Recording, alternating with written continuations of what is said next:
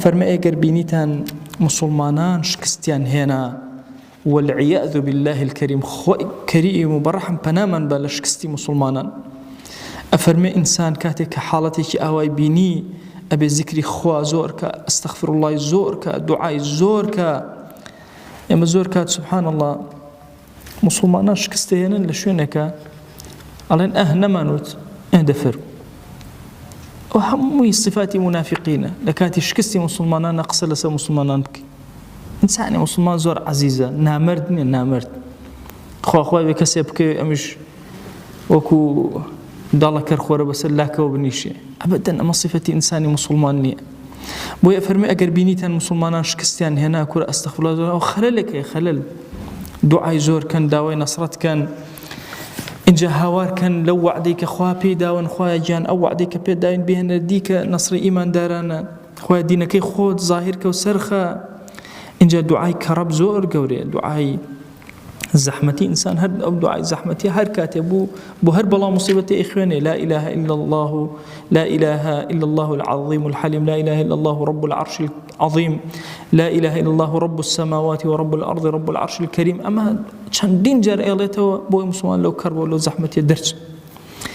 وسنة دعابك بم دعايانيك بيشتر باس من كلو لمواطني خوف وهلك وأنا همين بخيانه إن جاء فرمي البيشتر فرماشتي كي بيغمريان من صلى الله عليه وآله وسلم باس كردوه خوش يسمان لغزوي أحدا لسر ولاخ كي دابزي كاتك مسلمان شكستيان هنا أفرمين نزل واستنصر ودعا دابزي هاواري كرخوات هاواري نصرت أكم دعاء أكل دي أو كوتايكي بو بنصر خوا بو يكل المنصر أفرمين لقد كان لكم في رسول الله أسوة حسنة شكاب طاول غزوي حنينا كوتايان بيهاتو بلان بسبب دعاء كان بيغمريان صلى الله عليه وسلم وهاوارو نركونا لكي أو خوا جل جلاله داري خيري لكرنو أفرمي لصحيح بخاري مسلم واردة لصحيح بخاري واردة كأنس بمن أجرته أفرمي للرجي أحدا كات إيمان داران وردو يتريان كرت طاو انكشف المسلمون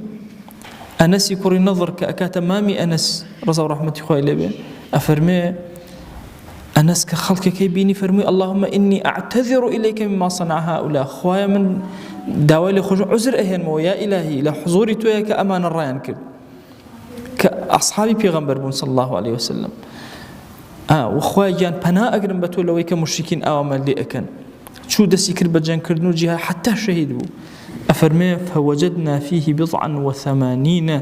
ضربة بالسيف أو طعنة بالرمح أو رمية بالسهم أفرمي هشتاو أوندا شويني برين ما لبينيو يا شويني شمشير يا شويني تيري درج يا تيري كرد هشتاو أوندا شوين أفرمي إمام زور مهمة إمام مسلمان أجر مسلمان أكي بيني جنگي زور قوري بحلوانا نيكرد بوصفك ثنايك أما السنة إمام سناي أو كسبك ك لجنگ جهاد بحلوانيتي نواندوا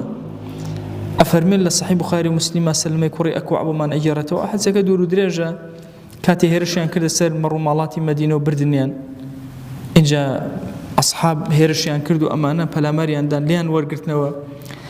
سلماء أبي قتادة وأنا بدوانا روشتن زور جنگي قوريان كرد خوشي اسمان صلى الله عليه وآله وسلم كقرانا وفرموي خير فرساننا اليوم أبو قتادة باشترين فرسانا كاني أمر رومان كجنگيان أكرد لسر أسبكان بلاماريان أدو أمان شكو أنا أسب سواركان بون باشترين أسب سواركان أبو قتادة بو وخير رجالتنا سلمته